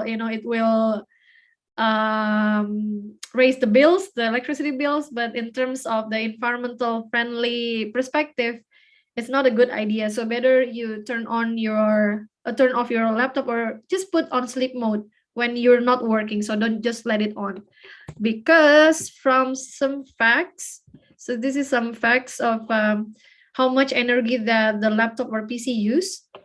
So if the typical laptop use 15 to 60 watts of energy when in use, but just 2 in sleep mode. So you see how many energy can be cut down when you just put on sleep mode. And I think it's quite last. And then for the desktop or monitor use, I think higher than laptop, is like 80 to 320 watts when in use, but only 5 to 10 watts in sleep mode. So sleep mode is, I think it's good to save a significant amount of energy. And I'm sure it makes your mom or your dad happy, because you can cut down the bills, the electricity bills for your work. So I think it's good to put your laptop on sleep mode. But I think I saw some of laptop, like for example MacBook, I think they have this automatic sleep mode. But actually not just MacBook, like some other laptop also have that kind of, maybe you can set on like whenever you don't use it. So like in 2 minutes or 5 minutes, it will be off, like it will be, on sleep mode. So yeah. Okay, I think we do have one more questions, I guess. Okay, let's see. So this is very personal, but I hope you can answer it. So when you finish doing the toilet and while while flushing, do you keep down the lid of the toilet, like the cap, not the cap, the lid, right? The lid, or you just put it on if you use okay.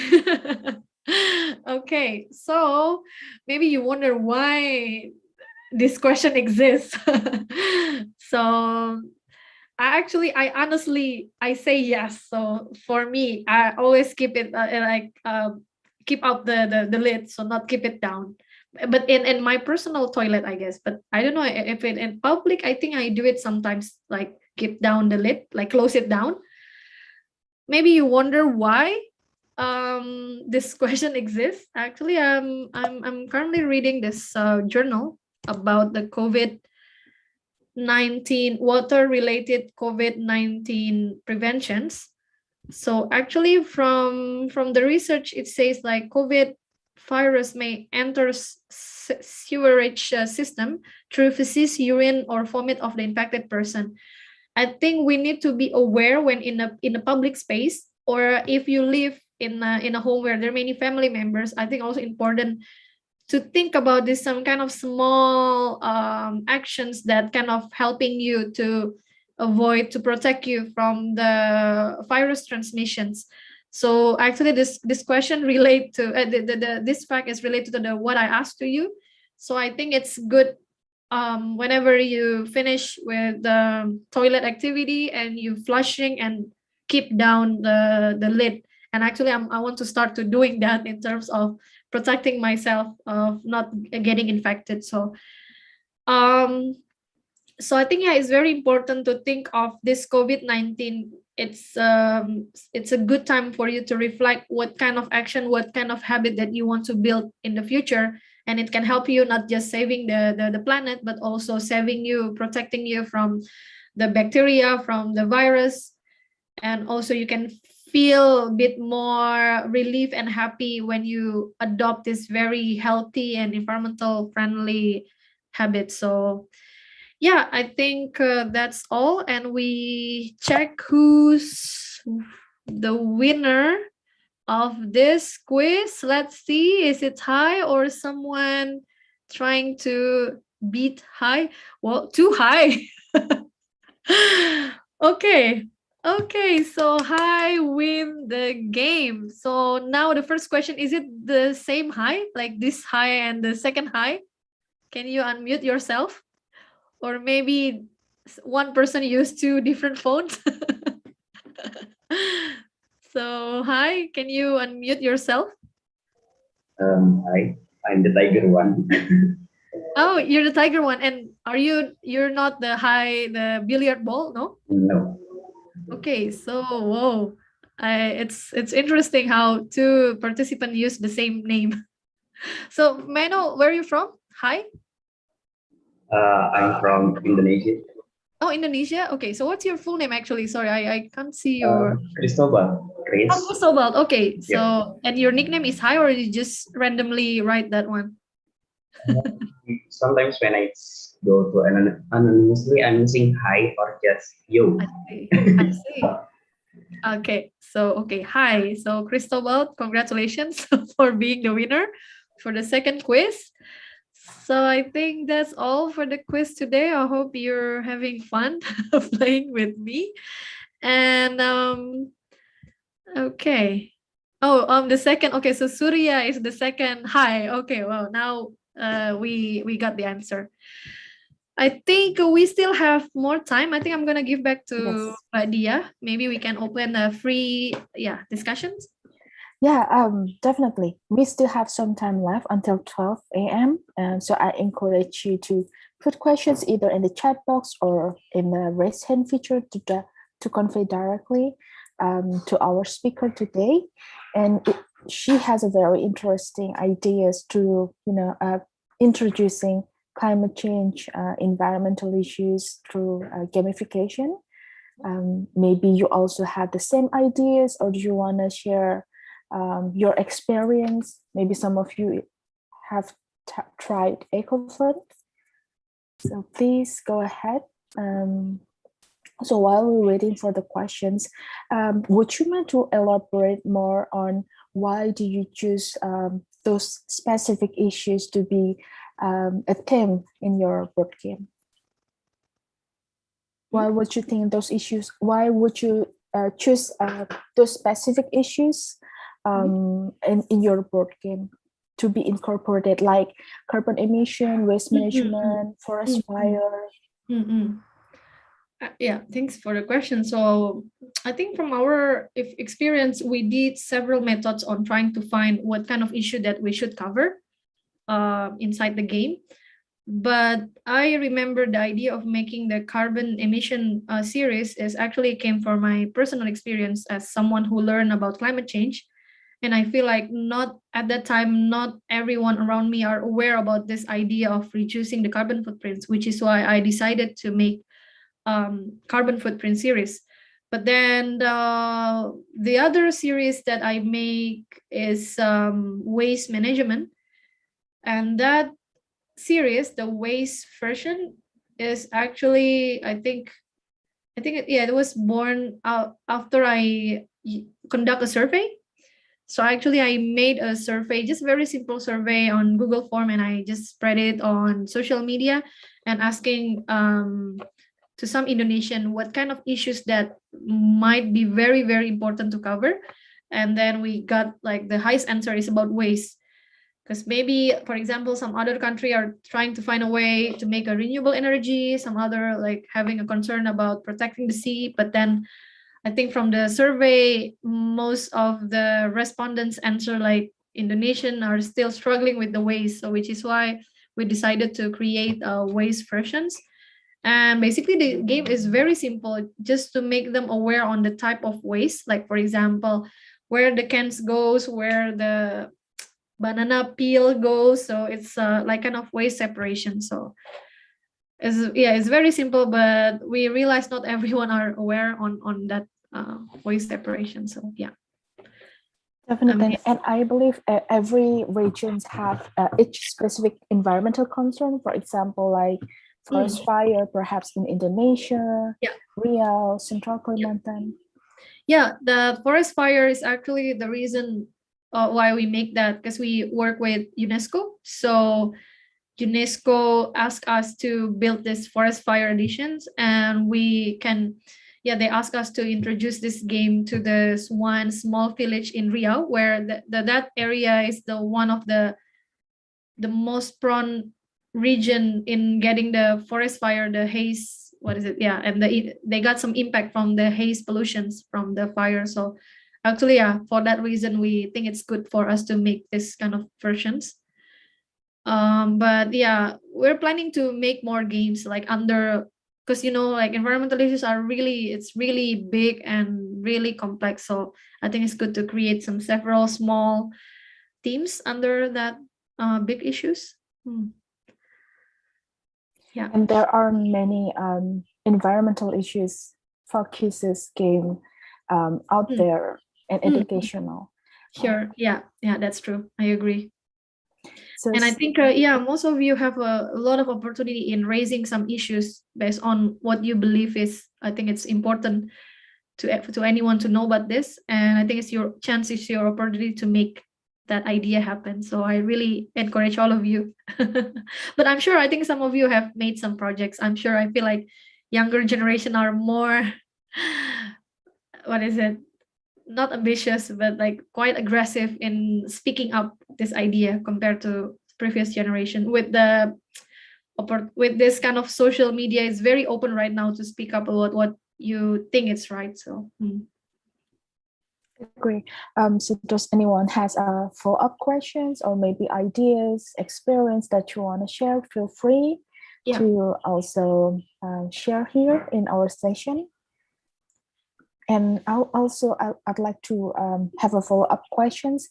Do you by any means measure the effectivity of different types of topics or different types of board game? Because you also mentioned that you dropped the card game because it's not been very effective compared to the others. Yeah, so for the card game is actually the reason why we don't use that, because it's maybe from the perspective of the business side. So I think it doesn't sell much for the card game for that reason. But I haven't checked whether like between board game and card game which one is effective. But for the board game, yes, we did. We conduct some kind of pre and post test questionnaire, and also we do some interviews with some parents, like the customers who purchase our product.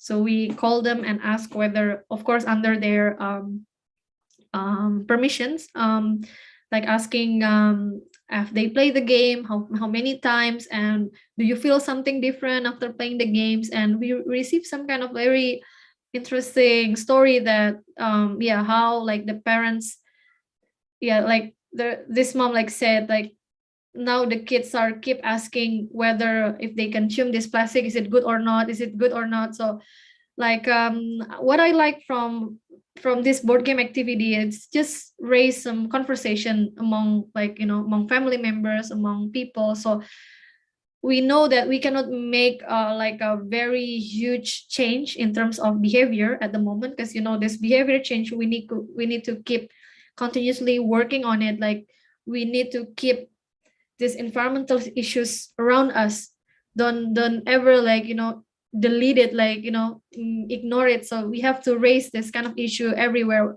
whenever, whatever platform, like on social media, on your WhatsApp group, or in website, or any kind of thing. So I think it's good to do it. So yeah, I think we do some kind of measurement, but I honestly, as someone who create the game, I don't feel quite satisfied with the current measurement. So which is why I took this PhD. Actually, one of the reason why I did my not did, so I'm still studying. So I want to find out the answer for this, like how I can make a good measurement, not a good like like a effective measurement for this game based learning. So yeah, wish me luck. So All the best. So in follow up to that, before we also go to Gemma questions, and also Cristobal, would you mind to elaborate more on the pre and post tests that you have carried out with your games? So sorry, can you repeat? Would you mind to elaborate more on the pre and post tests that you have conducted with your games? So basically for the pre and post, so we like, because our beneficiaries, the players are kids, so basically we have to make sure that the questions are as simple as possible. Like we split down into two main like categories, like first about the knowledge, and then the second is like their like perception or the willingness to do. So yeah, like for the knowledge, it's not like, do you know about this, like maybe yes, no, or just like clicking some multiple choices. And then after that, like the second part is more about how to say, are you willing to change this, or do you know have you done this before? And because like pre and post, if we conduct it like right before the game and after the game, so we want to see the intention after that. If they say like they keep ignore, like they keep saying the same, like, oh, I don't want to do it, but then so then we can see, so what's something that we can change from the gaming experience, and how we can like make them have an intention to do it. But for seeing, for checking on the change, the action change, I think we have to wait for like 3 or 4 more weeks, and we can like observe that could be directly, or maybe from a call from the parents, or parents is used as the the observer of the kids. So I think that's what we do. It's basically same question, but it's like before and after. So yeah. Thanks so much. And we have 2 questions here. First from Cristobal. His cousin has a school project to make a type of games with global warming as a theme, and he got card game 1. Do you have any suggestion to upgrade the school project? And then we have questions from Gemma. What if you should try create a series game because it can really get the attentions of the younger youth? Please go ahead, over to you. Okay, so for the first questions about that your cousin has this game about global warming, I think my first question, has that game tested yet? Yes or no?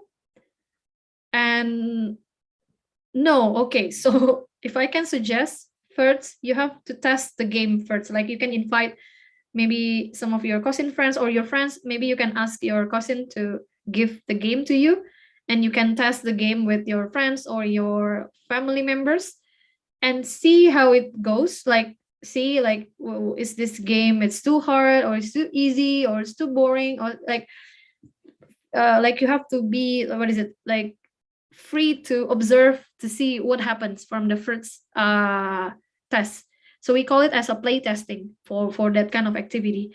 And because what I do, like just before I make this game as a commercial product, we did a lot of testing. Like we play this game like a lot, like in a year I cannot count, but like, because sometimes, you know, when you test the game with this group A, and then you test the game with other group like group B, sometimes the feedback are different, and actually it's your job to like trying to think how to accommodate the gaming activities with different groups. So, and I feel like you need to do it for probably months or years until you feel like, oh, this is quite good. Like, I mean, you reach to the balance level.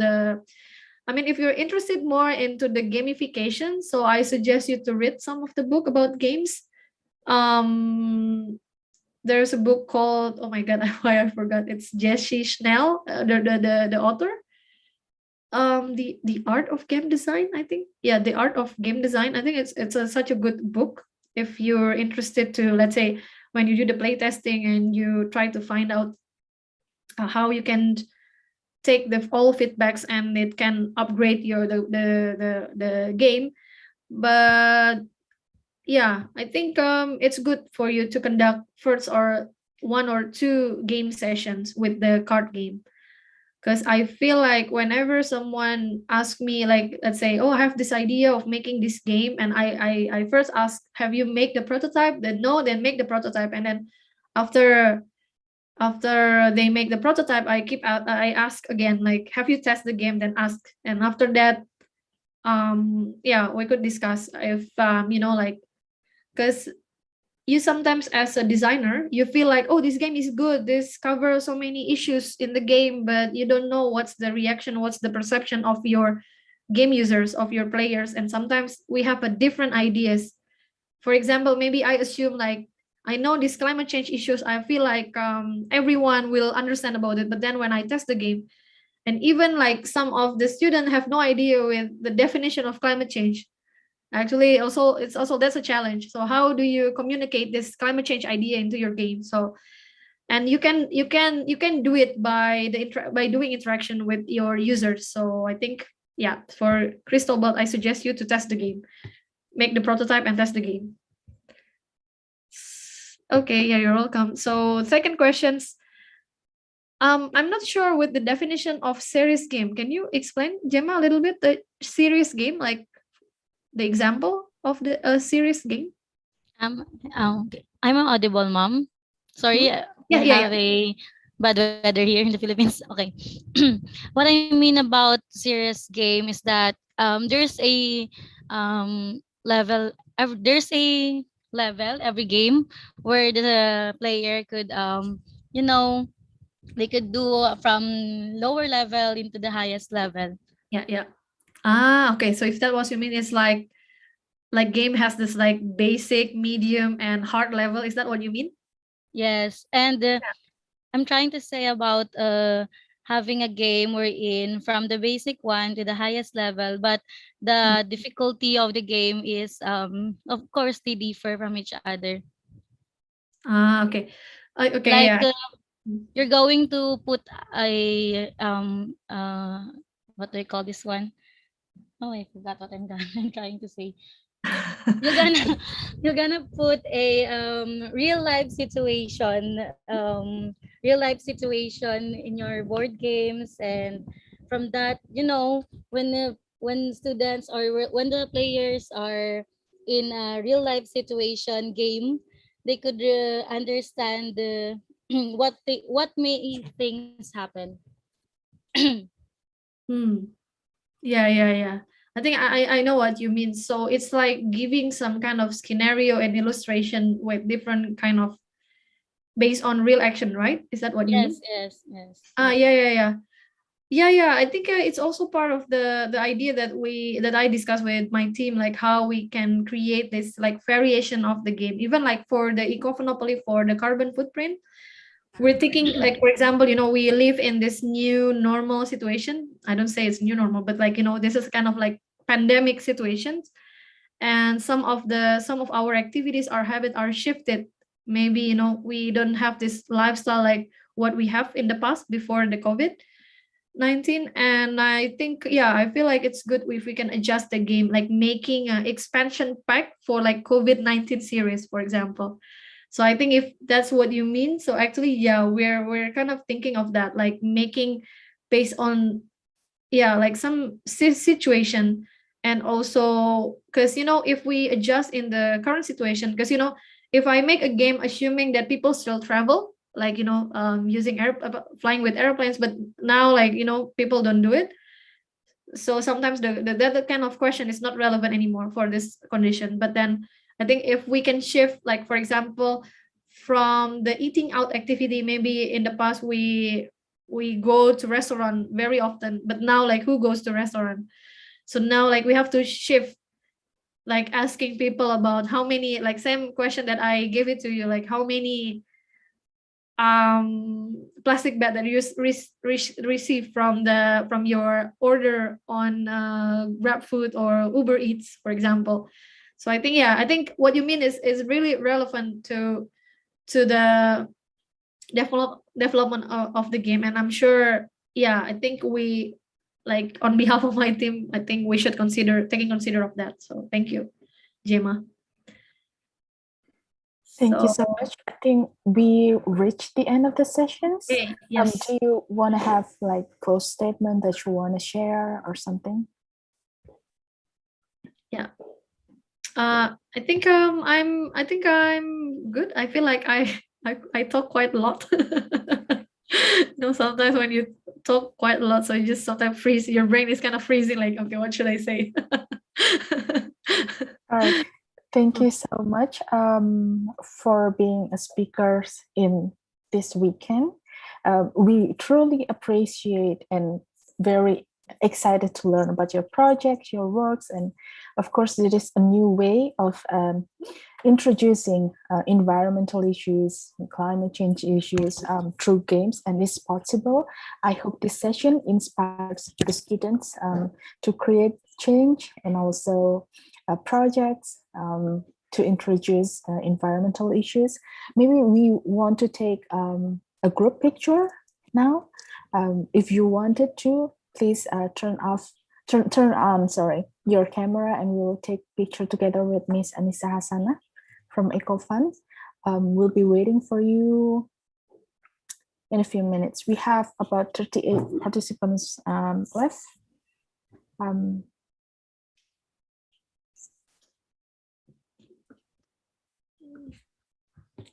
So we're gonna have photo sessions? Yes, just group session. Please can you turn on your video so we can have a photo sessions? Yeah, please turn on. So I'm gonna have also my own photo.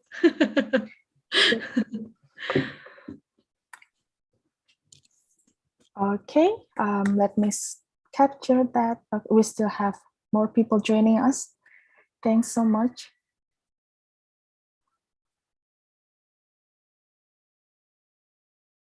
Also, don't forget to fill in the attendance list. I will screen capture this in 1, 2, 3. Thank you so much, Ms. Anissa Hasanah, for the very wonderful presentations, excellent games, and we wish you the best for your study. And thank you so much for the participant. This is the end of the session for today's summer class courses. Hope you enjoy this. Hope this inspires you as well, and see you in another sessions. Goodbye. Bye, everyone. Bye. Thank you, guys. Thank you so much. Thank you so much. Bye.